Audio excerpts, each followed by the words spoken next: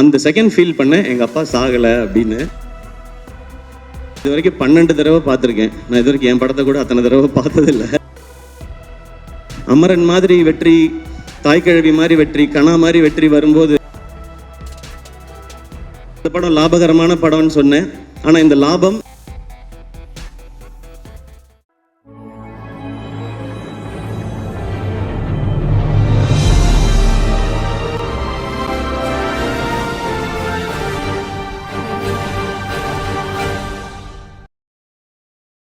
வந்திருக்க பத்திரிகை, தொலைக்காட்சி, இணையதள நண்பர்கள், கேமராமேன், ஃபோட்டோகிராஃபர்ஸ் எல்லாருக்கும் வணக்கம். இங்கே உட்காந்துருக்க தாய்க்கிழவி டீம் எல்லாருக்கும் வணக்கம். மற்ற ஃபங்க்ஷன்லலாம் வந்து நம்ம அடுத்து பேச போகிறோம் போது நம்ம என்ன பேசணும், இது பேசணும், நேரம் வேற குறைவாக இருக்கே, இது ஓடிட்டுருக்கோம். இந்த ஃபங்க்ஷனில் மட்டும் ஆரம்பத்துலேருந்தே எனக்கு முன்னாடி ராதிகா மேம் பேசுகிறதுனால அவங்க என்ன பேச போகிறாங்களோ, அதில் என்னெல்லாம் இருக்குமோ, இதில் என்னெல்லாம் வருமோ, ஹெட்லைன்ஸான்ற ஒரு பதட்டத்திலே பார்த்துட்டு, அதனால நான் என்ன பேசணுங்கிறதே யோசிக்கவே நான் மறந்துட்டேன். தாய்க்கிழவி வெற்றி கொண்டாட்டம். முதல்ல இந்த படத்துக்கு இவ்வளவு பெரிய வரவேற்பும் வெற்றியும் கொடுத்த தமிழக மக்கள் எல்லாருக்கும் எங்களுடைய மனமார்ந்த நன்றிகள். இது வந்து உங்களுடைய ஃபேமிலியில் சம்மந்தப்பட்ட ஒருத்தருடைய கதையாக நீங்கள் கொண்டாட ஆரம்பித்ததும், அதை பற்றி வெளியில் வந்த ஒரு பாசிட்டிவ் வேர்ட் ஆஃப் மவுத்தும், அதுதான் இந்த படத்தை இவ்வளோ பெருசாக ரீச் ஆகியிருக்கு. பட் அவங்கள்ட்ட கொண்டு போய் சேர்த்தது ப்ரெஷ் ஷோ. நாங்கள் ரொம்ப ரொம்ப பிலீவ் பண்ணது இந்த படத்தை எப்படி கொண்டு போய் சேர்க்குறதுன்னு போது, ப்ரெஸ்ஸுக்கு ஷோ போடுவோம், மீதி அவங்க பார்த்துப்பாங்க கலை அப்படின்னு நான் சொன்னேன். அதனால தான் ப்ரெஷ் ஷோ வந்து ஃபேமிலி ஷோவாக ஏற்பாடு பண்ணோம். அங்கே நான் வந்து சிவா சொன்ன மாதிரி ஃபீட்பேக் பார்க்க போனது, இங்கே இவங்க என்ஜாய் பண்ணிட்டாங்கன்னா இதுதான் தமிழ்நாடு ஃபுல்லாக நடக்க போகுது அப்படின்றது தான் அன்னைக்கு நான் பார்க்கறதுக்காக நான் துடிச்சிட்டே இருந்தது. அன்னைக்கு நீங்கள்லாம் கொடுத்த வரவேற்பும், நீங்கள் அதுக்கப்புறம் இதை பற்றி எழுதின விதமும், அது வந்து மக்கள்கிட்ட கொண்டு போய் சேர்த்துச்சு. மக்கள் இப்போ அந்த படத்தை எடுத்துக்கிட்டாங்க.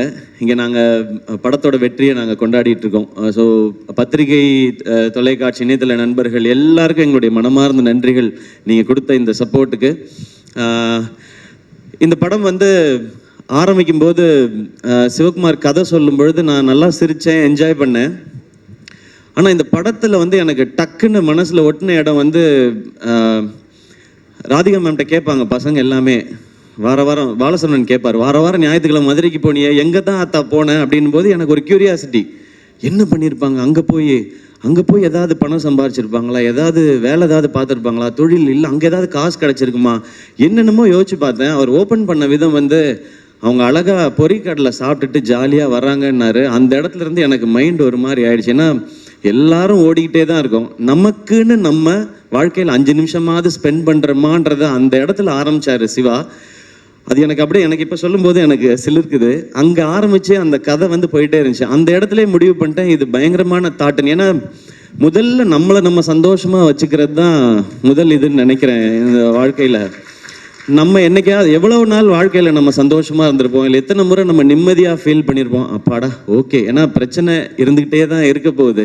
அதுக்கு நடுவில் நம்மளை சந்தோஷப்படுத்திக்கிறதுன்னு ஒன்று இருக்குல்ல, அதை இந்த படத்தில் சிவா சொல்லும் போதுலேருந்து எனக்கு இந்த படத்தோட பெர்ஸ்பெக்டிவே மாறிடுச்சு.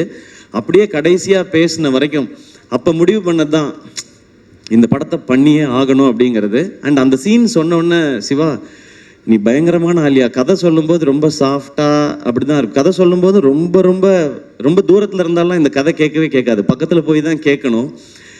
அன்னைக்கு ஆரம்பிச்சது. அன்னையிலேருந்து நான் வந்து இந்த படம் ஜெயிச்சிரும், ஓடிரும், லாபம் வந்துடும், அந்த ஆங்கிள்குள்ளே நான் இல்லவே இல்லை. ஒரு சூப்பர் படம் நம்ம பண்ண போகிறோம், ஒரு சூப்பர் படம் பண்ண போகிறோம், ஒரு செம படம் பண்ண போகிறோம் அப்படின்றது மட்டும்தான் தோணிக்கிட்டே இருந்துச்சு. கலை வந்து இந்த படத்துடைய நம்பர்ஸ்லாம் பேசினார். நான் ஆடியோ லான்ச்சில் சொல்லிட்டேன், இது வந்து எங்களுக்கு ஆல்ரெடி லாபம்னு. நான் அன்னையிலேருந்து இதோட நம்பர்ஸை பற்றி நான் பேசுகிறத விட்டுட்டேன். நான் என்னெல்லாம் ரசித்தேனோ அது எல்லாத்தையும் ஆடியன்ஸ் அதே இடத்துல கை தட்டும் போதும், அதே இடத்துல விசில் அடிக்கும் போதும், அதே இடத்துல அவங்க கண் கலங்கும் போதும் எனக்கு ரொம்ப ரொம்ப சந்தோஷமாகவும் திருப்தியாகவும் இருந்தது சிவா. அந்த டைம்லலாம் நான் யோசிச்சது என்னென்னா, நம்ம ஒரு பயங்கரமான தயாரிப்பாளர், நம்ம ஒரு பயங்கரமான நடிகர்லாம் இல்லவே இல்லை, நம்ம ஒரு நல்ல ரசிகன் அப்படின்றது எனக்கு தோணுச்சு. ஏன்னா இந்த சினிமாவும் படங்கள் பண்ணிக்கிட்டே இருக்கும்போது விமர்சனங்கள்லாம் சில இது வந்துகிட்டே இருக்கும்போது நம்மளை அது குழப்பி விட்டுரும். எனக்கு அது நடந்திருக்காது. அப்போ குழப்பும் போது நம்மளுக்குள்ளே இருக்க ஏன்னா எனக்குள்ளே இருந்த ரசிகன் தான் என்னை இந்த சினிமா கூட்டிகிட்டு வந்திருக்கான். வேற யார் கூட்டிகிட்டு வருவான்? அந்த ரசிகன் தான் கூட. அவன் கரெக்டாக இருக்கானா, அவன் அலைவாக இருக்கானான்றதுல எனக்கு ஒரு குழப்பம் இருந்துகிட்டே இருந்துச்சு. அந்த குழப்பத்தை மொத்தமாக தீர்த்தது இந்த தாய் கிழவியும் சிவகுமார் முருகேசனும் தான். எப்போவுமே நல்ல ரசிகனாக இருக்கணும்னு நினைக்கிறேன். அது இந்த படம் ஆரம்பத்துலேருந்து எனக்கு கிடைச்சிட்ருக்கு. இந்த கதையை நிஜமாக்கிய அதுக்கப்புறம் சுதன் வந்தார், பேஷன் ஸ்டுடியோஸ். அவர் வந்து ஒரு 4850 படம் ப்ரொடியூஸ் பண்ணிட்டு இருக்காரு. அதில் ஒரு படமாக இந்த படம் இருக்குது. அவருக்கு ஞாபகம் இருக்குமான்னு தெரியல. இந்த ஃபங்க்ஷன் அடிக்கடி வைக்கிறது காரணமே சுதன், நீங்கள் தான் இந்த படத்தோட ப்ரொடியூசர், இந்த படத்தில் நீங்களும் இருக்கீங்க, வாங்க ஃபங்க்ஷனுக்கு வந்துட்டு போங்கன்னா சிவா வந்துட்டு போகிறேன் அப்படின்னு சொல்லி வந்துட்டு போவார். காலையில் ஒரு பூஜை போடுவார், சாயங்காலம் ஒரு சக்ஸஸ் மீட் போவார், அந்த மாதிரி இருக்கார். ஸோ சுதன் உள்ளே வந்தோடனே அவரும் பயங்கர எக்ஸைட் ஆகிட்டார் இந்த படத்தை பற்றி.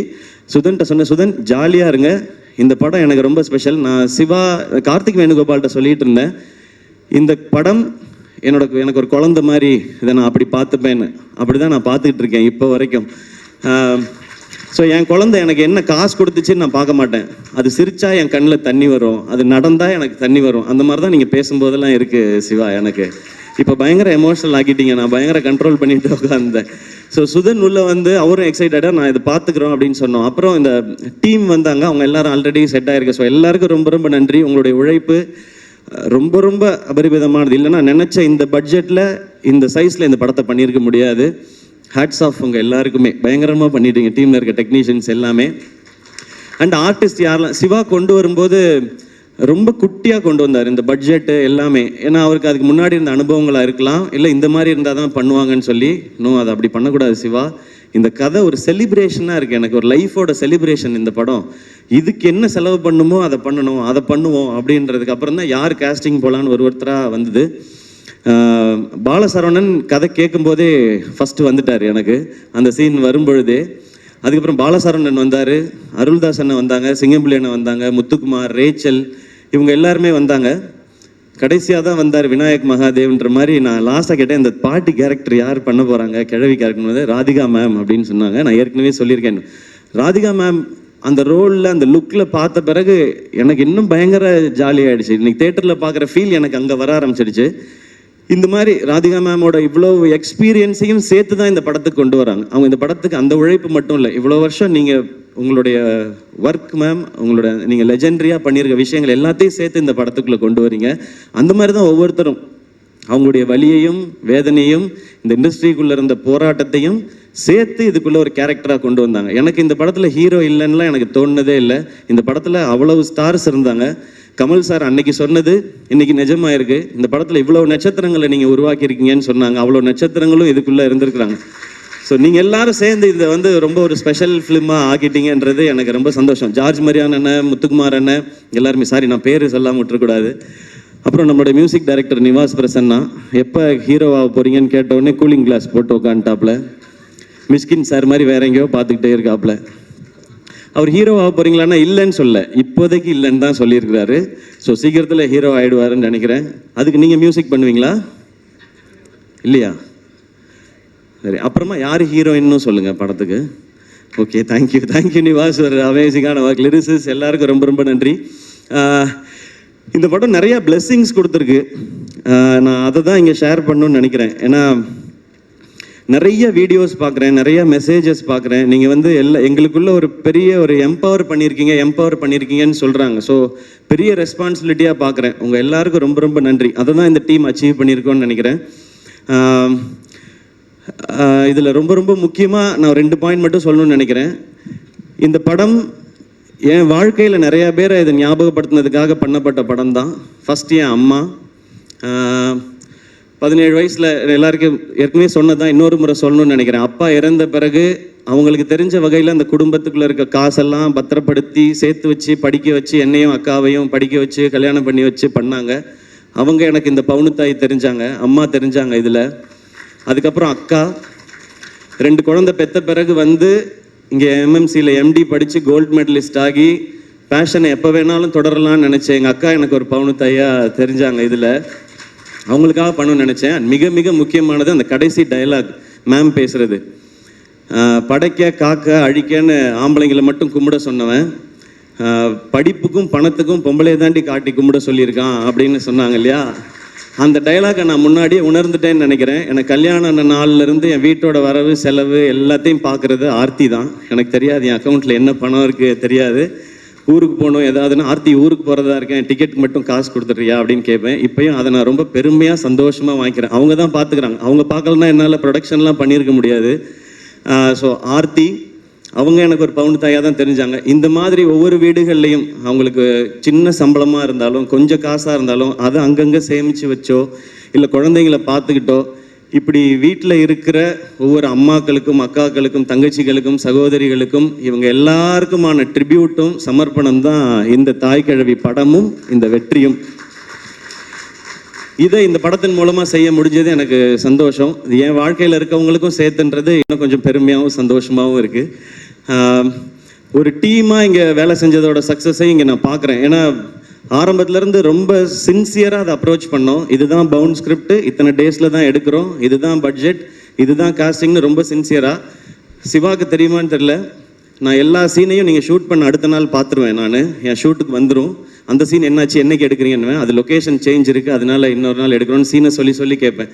இந்த கதையை 2 முறை கேட்டிருக்கேன். ஒரு முறை நான் கேட்டேன், இன்னொரு முறை கலையெல்லாம் கேட்கும்போது ரியாக்ஷன் பார்த்துட்டே இருந்தேன். 2 தடவை படிச்சிருக்கேன். இது வரைக்கும் 12 தடவை பார்த்துருக்கேன். நான் இது வரைக்கும் என் படத்தை கூட அத்தனை தடவை பார்த்ததில்லை.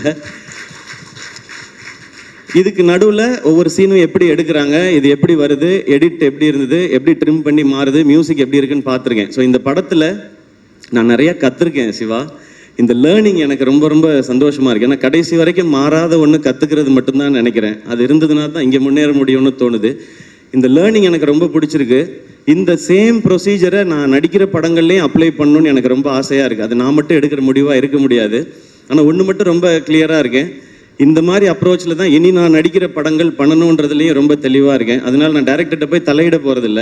ஒவ்வொரு விஷயமும் தெளிவாக, ஒரு பவுண்ட் ஸ்கிரிப்ட்னா இவ்வளோ பேஜ் இவ்வளோ இருந்து தான் பண்ணணுன்னு கேட்கலாம். நீங்கள் இப்படி பண்ணால் பிளாக் பஸ்டர் ஆகிடுமா படம்னு, அது நமக்கு தெரியாது. நம்ம ப்ராசஸ் தான் பண்ண முடியும், ரிசல்ட் மக்கள் கையில் தான் இருக்குது. ஆனால் ப்ரொடியூசரோட காசை வேஸ்ட் பண்ணாமல் படம் பண்ண முடியும். அந்த மிச்சமாகிற அந்த காசு அந்த ப்ரொடியூசருக்கு இன்னொரு படம் பண்ணுறதுக்கு ஹெல்ப் பண்ணலாம், இல்லை அந்த காசு நம்ம படமே இன்னும் கொஞ்சம் பெருசாக பண்ணுறதுக்கு இருக்கலாம். ஸோ அதை நான் ஃபாலோ பண்ணணும்னு நினைக்கிறேன். அந்த நம்பிக்கையை திரும்ப கொடுத்ததுக்காக இந்த என்டையர் டீமுக்கும் நான் தேங்க்ஸும் சொல்லிக்கிறேன். நான் இங்கே நிறைய பேர் உழைச்சிருக்கிறாங்க. இது டீமாக சேர்ந்து அவங்கெல்லாம் கொண்டு வர வெற்றி. அண்ட் இன்னொன்று எனக்கு ரொம்ப ரொம்ப ஸ்பெஷலாக இந்த ப்ரொடக்ஷன் பண்ணும்போதெல்லாம் இருக்கிற ஒரு விஷயம், ஃபர்ஸ்ட் நெஞ்சமுட்டு நேர்மையுண்டு படம் ஃபர்ஸ்ட் ஷோ பார்க்கும்போது அந்த படம் முடிஞ்சோடனே எல்லாரும் கார்த்திக் வேணுகோபால்னு போடும்போது பயங்கரமாக கிளாப் பண்ணாங்க. அப்போ அவங்க அப்பா ரொம்ப எமோஷனல் ஆகி கார்த்திக் வேணுகோபாலை கட்டி பிடிச்சிட்டார். அவர் ரொம்ப ஸ்ட்ரிக்ட் அவர்கிட்ட. அதே மாதிரி ஒரு தருணம் இங்கே ப்ரீமியர் முடிஞ்சோடனே சிவகுமார் முருகேசனோட அப்பா வந்து எங்கள் 2 பேரையும் கட்டி பிடிச்சிக்கிட்டாரு. அந்த செகண்ட் ஃபீல் பண்ணேன், எங்கள் அப்பா சாகலை அப்படின்னு. சாரி, நான் ரொம்ப சென்சிட்டிவ் அண்ட் எமோஷ்னல். அது ஸோ அது கிடைச்சதெல்லாம் தான் எனக்கு ரொம்ப ரொம்ப பெரிய இது ஒரு நிறைவை கொடுக்குது. எனக்கு அமரன் மாதிரி வெற்றி, தாய்க்கிழவி மாதிரி வெற்றி, கணா மாதிரி வெற்றி வரும்போது ஒரு நிறைவையும் ஒரு அமைதியையும் கொடுக்குது. அந்த அமைதி இன்னும் ஒழுங்காக வேலை செய்யணுன்றதை சொல்லிக்கிட்டே இருக்கு. நிச்சயமாக செய்வோம். ஏன்னா இங்கே வெற்றிங்கிறது விளையாட்டில் கூட விளையாட்டாக வராது. அதுக்கு உழைக்கணும், அதுக்கு ஒரு டீமாக உழைக்கணும். அந்த மாதிரி உழைச்சா வெற்றி எப்பயுமே சாத்தியப்படுங்கிறது இந்த மேடை திரும்ப சொல்லி கொடுத்துருக்கு. அண்ட் என்னோட ஃபேன்ஸான பிரதர்ஸ் அண்ட் சிஸ்டர்ஸ், இது அண்ணன் படம் தான் அப்படிங்கிறத மாதிரி எடுத்துகிட்டு போய் கிரவுண்ட்லேயும் சரி சோஷியல் மீடியாலையும் சரி இன்னைக்கு வரைக்கும் அதை நீங்கள் செலிப்ரேட் பண்ணிட்டே இருக்கீங்க. அதுக்கு ரொம்ப ரொம்ப ரொம்ப ரொம்ப நன்றி. அடுத்து சேயோன் சிவாவோட தான். மேம் சொன்ன மாதிரி இன்னும் கொஞ்சம் கரெக்டாக வேலை பார்த்து அதை இன்னும் கொஞ்சம் நல்லா பண்ணணும்.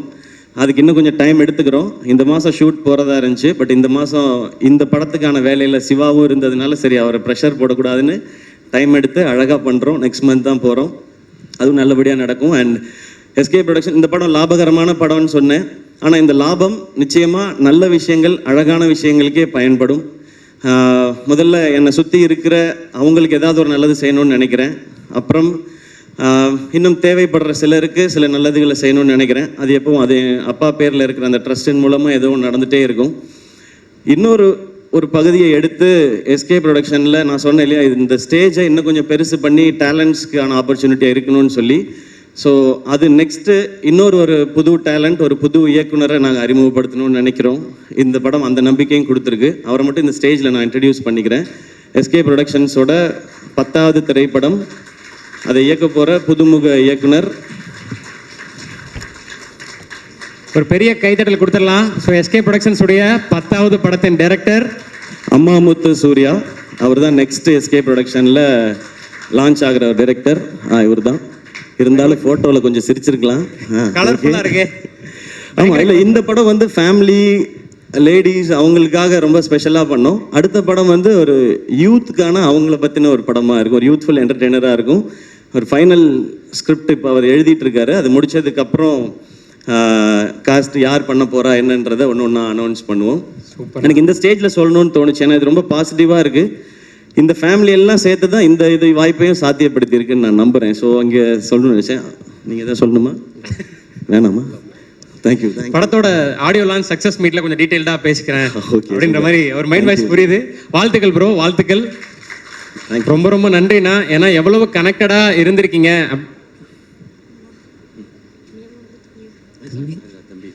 ஆமா, என்னைய மறந்துட்டீங்க அப்படின்றான். சாரிடா தம்பி.